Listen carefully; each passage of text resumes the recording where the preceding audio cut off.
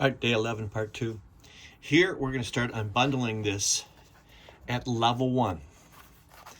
In my mind, this is excellent opportunity for homeschoolers, for moms, dads with children. This is not beyond them. So at level 1, a lot of this is coming at you fast and furious, but let's just take it and slow it down.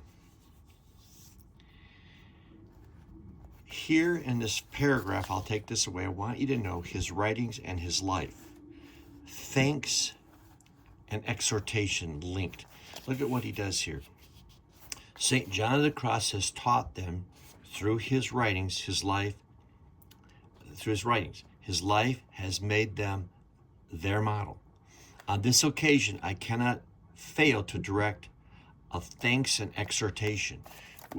Thanks of exhortation. When this is a Catholic thing, look for opportunities. Okay, so when you give thanks, try to spin a little exhortation and a little encouragement to your kids, to your family, whoever you're working with.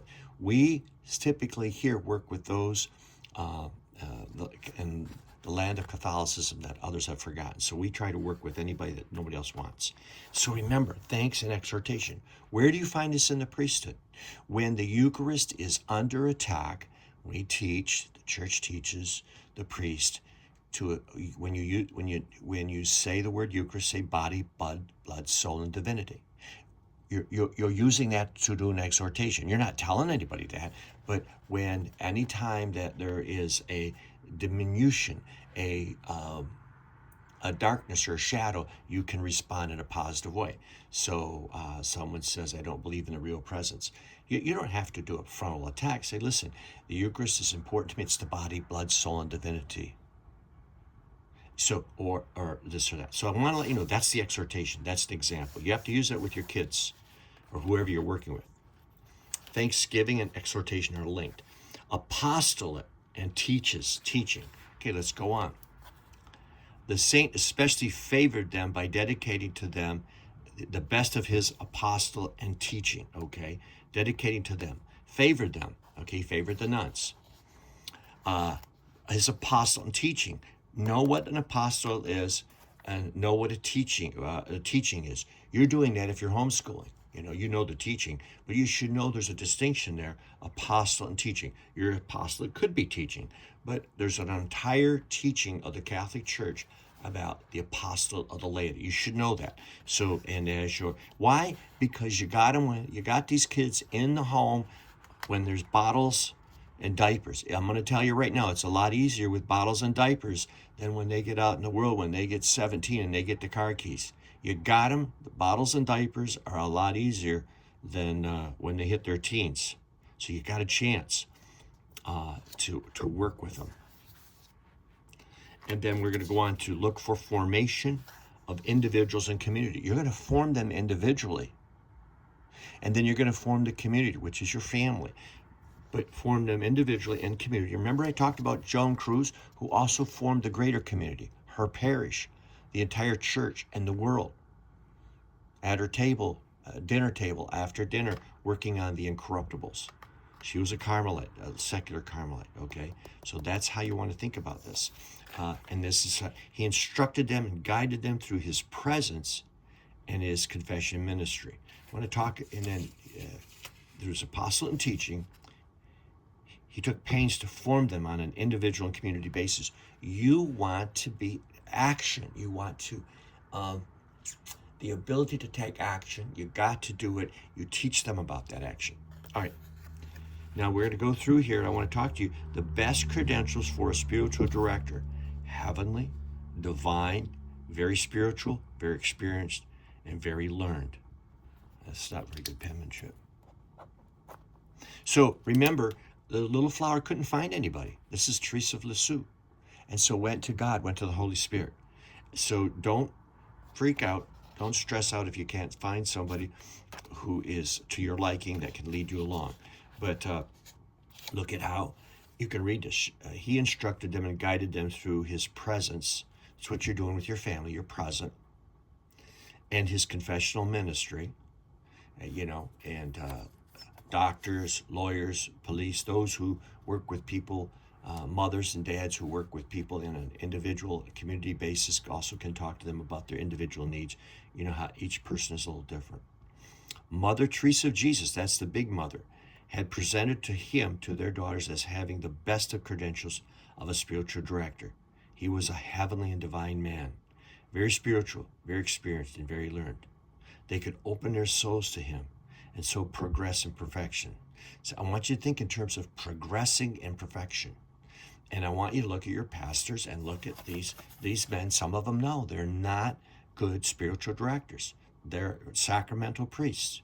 They're there to give you the sacraments and to preach from the pulpit, okay? So be careful who you put your hands in. Now, whose hands you put your soul in. The nuns meditated lovingly. I'll talk next. We're going to break this up. Meditated lovingly on the writings, and via the writings reached the summit of interior life. Have you thought about doing some writings? Have you thought about, as a mother, writing something to your children? And I don't know if you call it journaling or what. I just was, somebody in the office was getting married, so they wanted to share something at the bridal shower or whatever so they went back to the journal on the day that the child was born. So, you're birthing souls. So countless discos nuns have meditated lovingly on the writings of the holy doctor, and through them have reached the summit of the interior life. I'm talking about your writings. How about you writing, Mom? How about you writing, Dad?